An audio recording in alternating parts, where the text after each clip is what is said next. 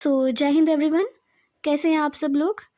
Today we are going to start with the current affairs of January 2026। तो हमारे जनवरी month में जितने भी इम्पोर्टेंट करंट अपडेट्स थी specifically from Jammu and Kashmir, वो सब हम आज इस वीडियो में डिस्कस करेंगे। तो देखिए, जो हमारी वीडियो होने वाली है वो MCQ फॉर्मेट में होने वाली है विद द एक्सप्लेनेशन।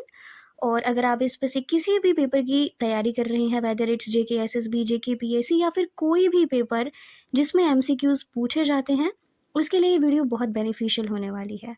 तो before proceeding to the questions, मैं एक इम्पॉर्टेंट चीज़ आपको बता दूं। अगर आप इसमें से किसी भी एग्ज़ाम की प्रिपरेशन कर रहे हैं तो हमारे कोर्सेज में एनरोल कर सकते हैं। अगर इसके रिगार्डिंग कोई भी क्वेरी है तो आप दिए गए व्हाट्सएप नंबर पर कॉन्टैक्ट कीजिए और प्ले स्टोर पर जाकर हमारा JK सिविल सर्विसेज का ऐप इंस्टॉल कर सकते हैं। बाकी की इन्फॉर्मेशन आपको डिस्क्रिप्शन बॉक्स में दी जाएगी, ठीक है। तो चलिए इसी के साथ अपना पहला क्वेश्चन देखते हैं। तो क्वेश्चन क्या है हमारे पास, हमारे JNK बजट 2026-27 में MG नरेगा का स्पेसिफिक गोल क्या है पर्सन डेज के लिए। देखो, पर्सन डेज क्या होता है, वर्किंग डेज के लिए, और MG नरेगा क्या होता है, Mahatma Gandhi national rural employment guarantee act.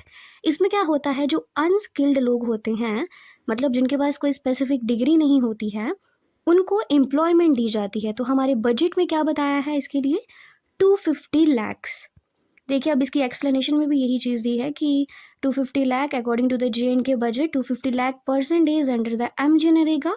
अब देखो, इंपॉर्टेंट क्वेश्चन एक और इसमें पूछा जा सकता है कि जो MG नरेगा है, अब उसको किसके साथ इंक्लाइन कर दिया गया है, दैट इज VBG रामजी, मतलब विकसित भारत गारंटी फॉर रोजगार एंड आजीविका मिशन। इसमें क्या होता है, कुछ जो परसेंटेज का शेयर है वो हमारी स्टेट गवर्नमेंट देती है और कुछ जो है वो सेंट्रल गवर्नमेंट देती है। आगे बात समझ। तो चलिए अपने अगले सवाल की तरफ। ऐसी कौन सी टनल है जिसने कनेक्टिविटी को एनहांस किया है श्रीनगर और सोनमर्ग के बीच में, जो कि हमारे गवर्नमेंट कैलेंडर ऑफ 2026 में हाईलाइट की गई है उसकी लेंथ के लिए, जो कि है 6.4 किलोमीटर। तो इसमें दो क्वेश्चन इंपॉर्टेंट है, पहले तो वो कौन सी टनल है एंड उसकी लेंथ कितनी है, 6.4 किलोमीटर। तो देखिए, वो है जी मॉक टनल या फिर जेड मॉक टनल। अब देखो, इसको याद कैसे रखना है आपको। जी मॉक टनल को क्या कहा जाता है, सोनमर्ग टनल। किसकी कनेक्टिविटी, श्रीनगर और सोनमर्ग की। तो जी मॉर्ग सोनमर्ग, मार्ग करके कुछ मॉर्ग करके, जैसे जी मॉर्ग हो गया, सोनमर्ग हो गया। ये किसके लिए, कि ऑल वेदर कनेक्टिविटी जो है वो श्रीनगर और सोनमर्ग के बीच में अच्छे से रहे, उसी के लिए ये स्टार्ट किया गया है, ठीक है। तो देखिए, हमारा अगला सवाल है कि कौन सी ऐसी अथॉरिटी है जिसने मेमोरेंडम ऑफ अंडरस्टैंडिंग साइन किया है KRCL के साथ, कोंकण रेलवे कॉरपोरेशन लिमिटेड के साथ, जनवरी 2026 में J&K में इंफ्रास्ट्रक्चर डेवलपमेंट के लिए। तो देखिए, सबसे पहले तो इसको याद कैसे रखना है, आपने देखा होगा कि हमारे रोड पे जो कंस्ट्रक्शन चल रही है, बड़े बड़े बोर्ड्स पे क्या लिखा होता है, NHAI। तो वो क्या होता है, national highway authority of India. तो इसी से आप थोड़ा कॉमन सेंस यूज़ कर सकते हैं कि इंफ्रास्ट्रक्चर डेवलपमेंट हो रही है तो वो किसका पार्ट हो सकता है, वो NHAI करवा सकती है, ठीक है। ये देखिए, यहाँ पर भी इन्होंने सेम चीज़ ही लिखी है, जो national highway authority of India sign MOU with this. आगे बात समझ। तो चलिए अगले सवाल की तरफ चलते हैं। अब देखो, by when does the J&K government plan to achieve 100% smart metering urban areas में, जिससे कि क्या होगा, हमारा जो इलेक्ट्रिसिटी वेस्ट है वो रिड्यूस होगा। तो देखो, अब इसको सवाल को याद कैसे रखना है हमने, आप ये कोई भी चीज़ अगर जनवरी में पढ़ रहे हो तो ऑब्वियस सी बात है कि 100% अगर हमने उसको अचीव करना है तो वो 2-3 महीने में तो पॉसिबल नहीं है ना। तो अप्रॉक्सीमेटली 1 साल का टाइम तो उसको लगेगा। तो इसलिए हमने इसका टारगेट क्या रखा है, दिसंबर 2026 तक। अब देखो कि हमको रिपोर्ट्स मिली हैं PDD मतलब पावर डेवलपमेंट डिपार्टमेंट से, उनकी ऑफिशियल अनाउंसमेंट में हमको ये पता चला कि 100% स्मार्ट मीटरिंग होगी हमारे अर्बन एरियाज में टू रिड्यूस पावर लॉसेस। आगे बात समझ। चलिए अब अगले सवाल की तरफ चलते हैं। देखो, ये भी बहुत इंपॉर्टेंट क्वेश्चन है। क्वेश्चन क्या है हमारे पास, कि जो नेशनल वोटर्स डे था हमारा 2026 का, उसकी थीम क्या है, ठीक है। तो देखो, सबसे पहले तो आपको ये याद रखना है कि नेशनल वोटर्स डे कब मनाया जाता है। तो देखिए, ये मनाया जाता है जनवरी 25 को। अब देखो 2 इम्पोर्टेंट डेज़ दोनों साथ में है, इसको याद कैसे रखना है कि 25 जनवरी को हमने क्या किया, वोट दिया, और 26 जनवरी को क्या आ गया, रिपब्लिक डे आ गया। तो 2 इम्पोर्टेंट डेज़ दोनों ही साथ में, 25 और 26। तो देखो अब इसकी थीम क्या थी, माई इंडिया माई वोट।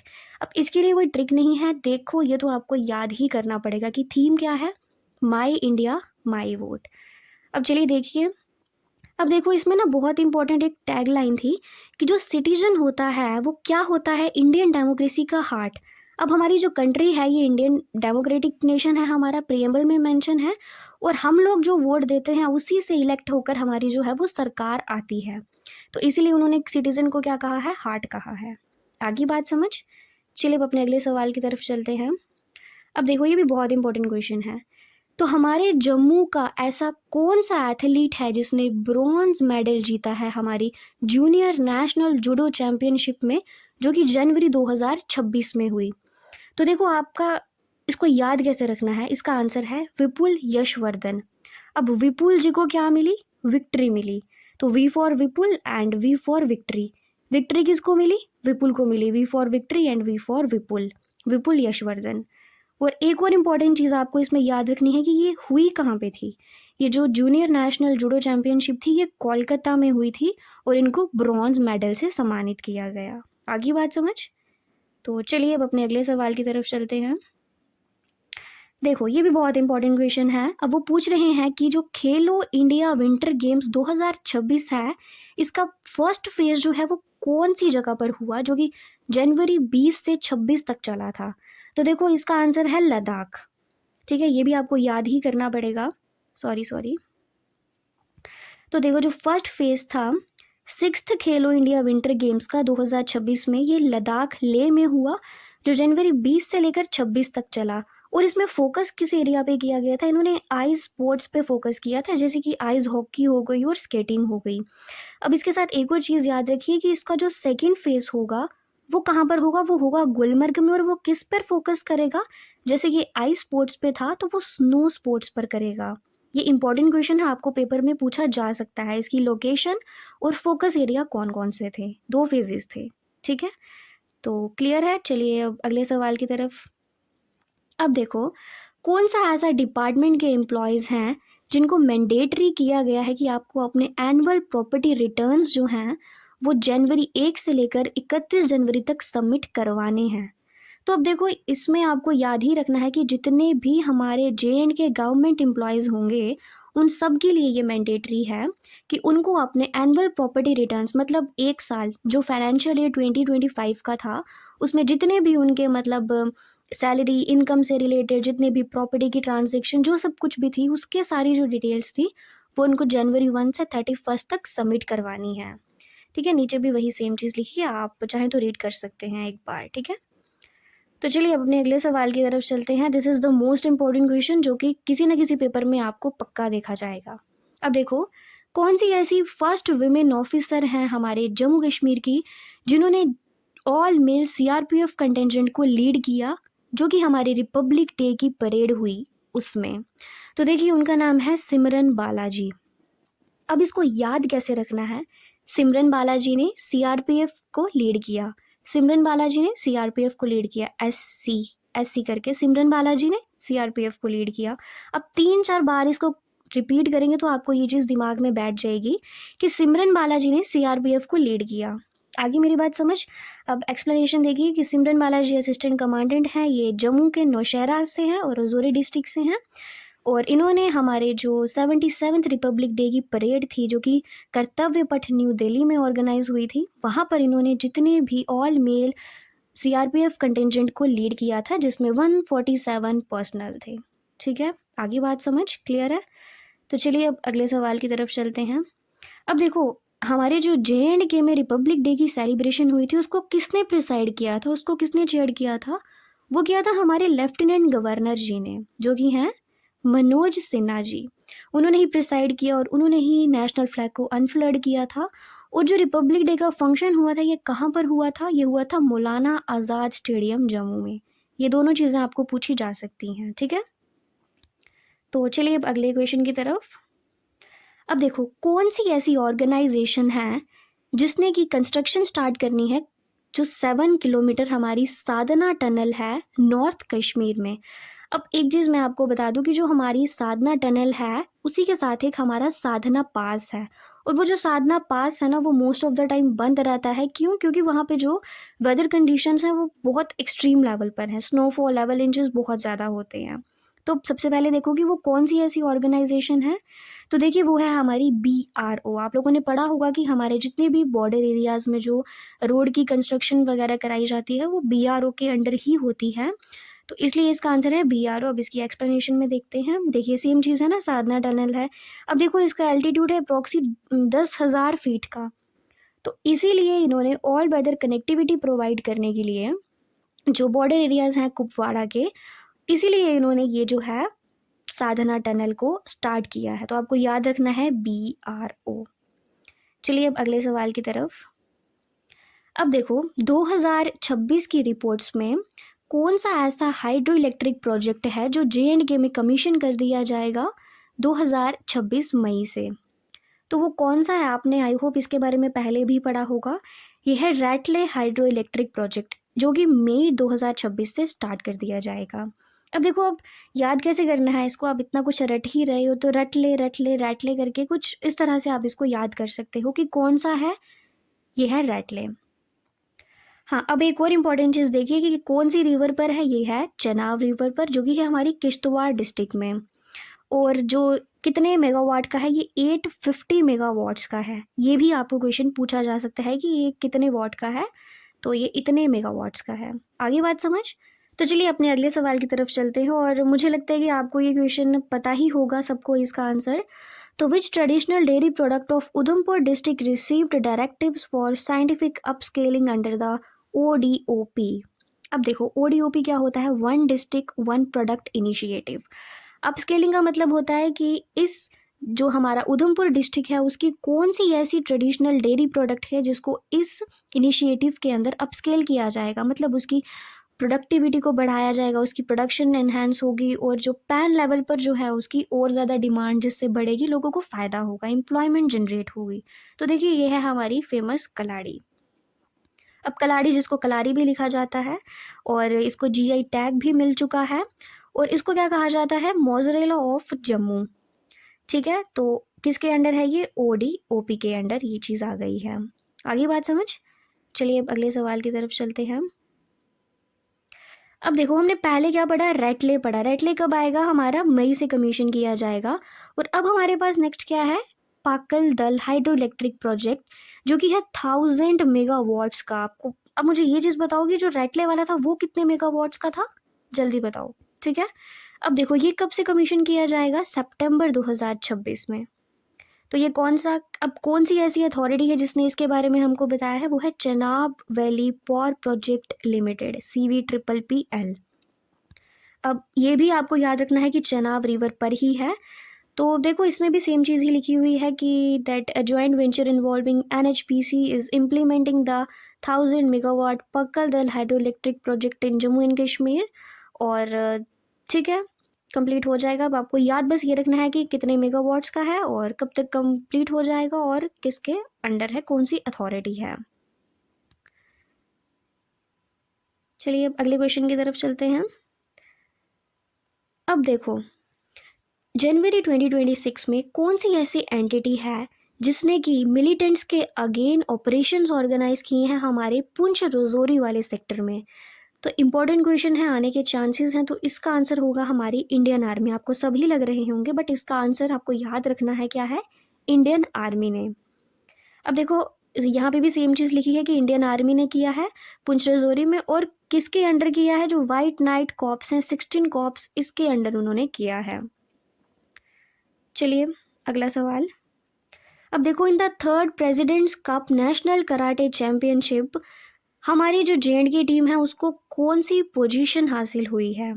तो देखो ये भी आपको याद ही करना पड़ेगा, सेकंड। अब थर्ड प्रेसिडेंट कब था और सेकंड रैंक इंडिया को मिला। 3-2 करके इस तरह से याद कीजिए कि थर्ड प्रेसिडेंट कब था और इंडिया को सेकंड रैंक मिला वहाँ पर। आगे बात समझ। अब ये सेकंड पोजीशन हुई। जो टूर्नामेंट थी ये ऑर्गेनाइज करवाई थी all India karate do federation AIKF, और जो हुई थी न्यू दिल्ली में। आपको ये दोनों फैक्ट्स भी याद रखने हैं। ठीक है, अब चलिए, अब देखो आपने ये तो पढ़ लिया कि सेकंड रैंक मिला, थर्ड थर्ड थी, और अब आपको ये चीज़ याद रखनी है कि कितने मेडल जो हैं वो इंडिया सॉरी JNK को हासिल हुए इसमें। तो देखिए वो है 11 मेडल। 3 2 11 कर दो, जैसे 9 2 11 होता है ना, तो तुम 3 2 11 करके इस क्वेश्चन को याद करो, क्योंकि क्वेश्चन आने के चांसेस बहुत ज़्यादा हैं। और उसके बाद एक इंपॉर्टेंट चीज़ याद रखनी है कि ये कहाँ पर हुई थी, तो ये न्यू दिल्ली में हुई थी। ठीक है, अब चलिए अगले सवाल की तरफ। अब देखो, which of the following represent the night of Hara that is Shiva in Jammu and Kashmir. अब इस क्वेश्चन को, ये प्रीवियस ईयर क्वेश्चन है, पूछा भी गया है पेपर में कि शिवरात्रि को क्या कहा जाता है, तो उसको कहा जाता है हेरत। आपको ये चीज़ याद रखनी है कि हेरत कहा जाता है night of Hara that is Shivratri. यहाँ पर भी सेम चीज़ लिखी हुई है, जो कश्मीरी पंडित हैं इसको महाशिवरात्रि को रेफर करते हैं as a Herath, that is the night of Shiva या हारा। ठीक है, अब चलिए, अब देखो इंपॉर्टेंट क्वेश्चन है कि which of the following is an initiative to promote the handicrafts and culture heritage of JNK। अब देखो इसके बारे में हमने पहले भी पढ़ा, ODOP के वन डिस्ट्रिक्ट वन प्रोडक्ट के जिसमें हमने कलाड़ी के बारे में पढ़ा था। तो वही चीज़ सेम है कि हमारे जो हैंडीक्राफ्ट और कल्चर हेरिटेज है इसको प्रमोट करने के लिए क्या चीज़ है, ODOP। अब आइए इसकी हम थोड़ी एक्सप्लेनेशन पढ़ते हैं। देखिए जो ODOP है ये एक सेंट्रल गवर्नमेंट का इनिशिएटिव है जो कि हमारे पूरे इंडिया में है। और इसमें क्या होता है कि एक यूनिक प्रोडक्ट है हर एक डिस्ट्रिक्ट से जो है इसमें ऐड किया जाता है। किस लिए, ताकि हम उसके कल्चर को, हेरिटेज को प्रिजर्व करके रख सके, उसके जो हैंडीक्राफ्ट है उसको प्रमोट करें, और जिससे कि अल्टीमेटली क्या हो, हमारी इकोनॉमिक ग्रोथ हो, इकोनॉमिक डेवलपमेंट हो। आगे बात समझ, ODOP ये आपको पूछा जाएगा पेपर में डेफिनेटली। तो चलिए अब इसी के साथ अपने अगले सवाल की तरफ चलते हैं हम।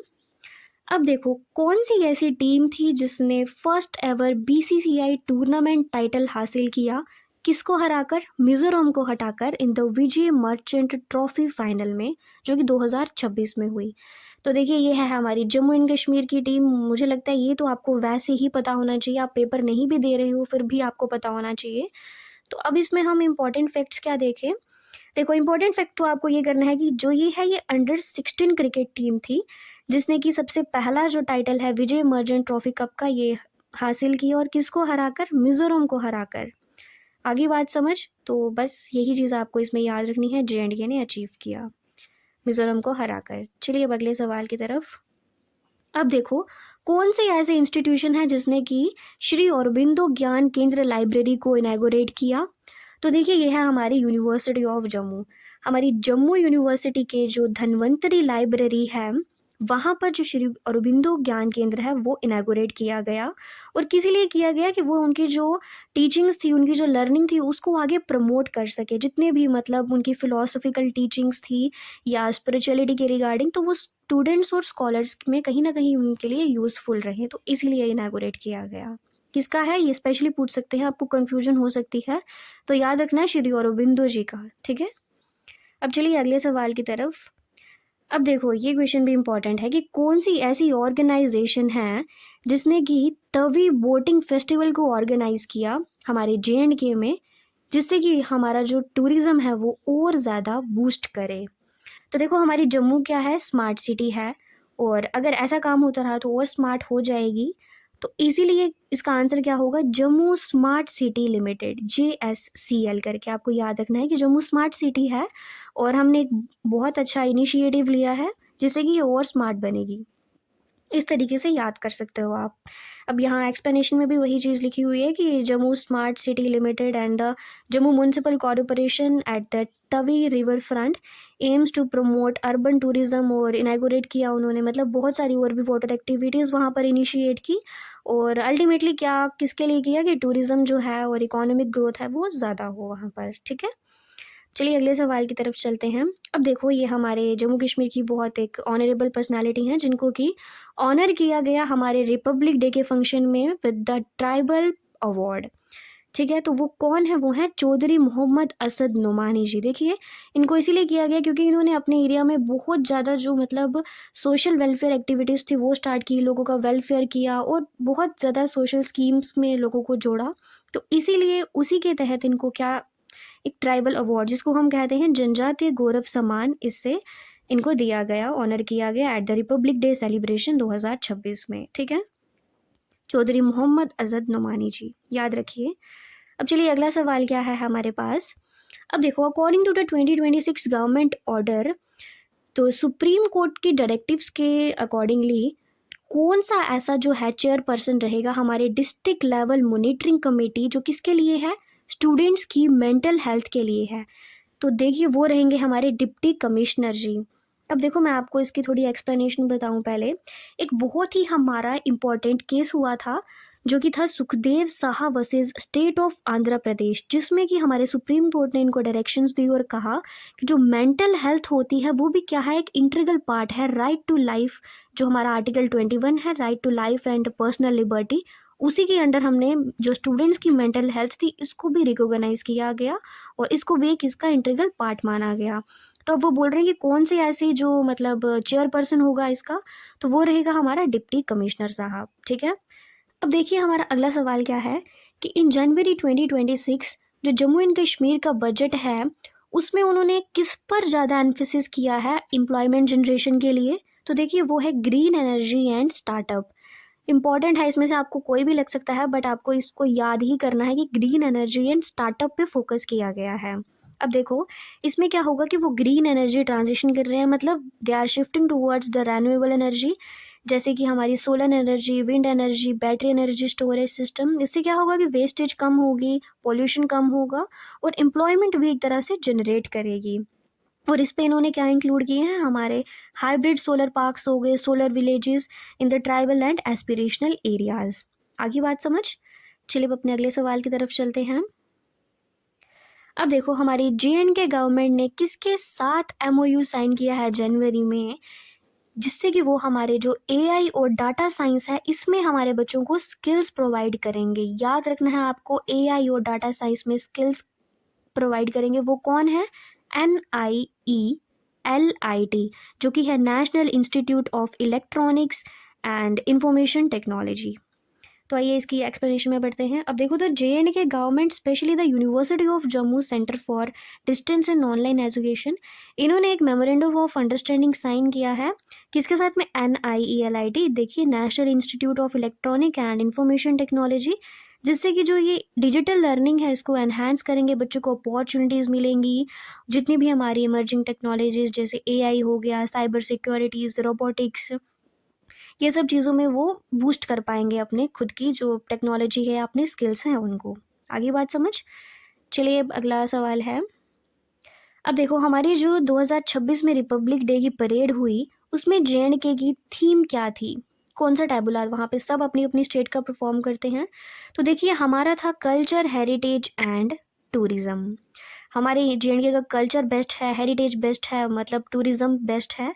तो इसी चीज़ को हमने प्रमोट किया था। अब देखिए एक लिविंग कैनवा था, जिसमें कि हमने जो हमारे आइकनिक हैंडीक्राफ्ट हैं जैसे पश्मीना वीविंग्स हो गई, वॉलनट कार्विंग्स, कारपेट वीविंग्स, और देखो most important thing Basoli miniature painting, जिसको कि जीआई टैग भी मिल चुका है, ये भी उसमें इंक्लूडेड थी। हमारे कुछ परफॉर्मिंग आर्ट्स जैसे कि हो गया डांसेस, रॉफ कुड हो गया, जैसे कि म्यूज़िक हो गए, रबाब, संतूर, ये सारी चीज़ें हमने उसमें इंक्लूड की थी, जिससे कि हमारा जो कल्चर, हेरिटेज और टूरिज्म को हम एक तरह से शोकेस कर पाएँ। ठीक है। अब चलिए अगला सवाल और देखिए।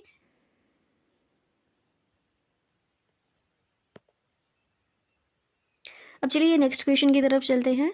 जनवरी 2026 में सीएम उमर अब्दुल्ला जी ने इनैगोरेट किया एक 14 days integrated sky training course.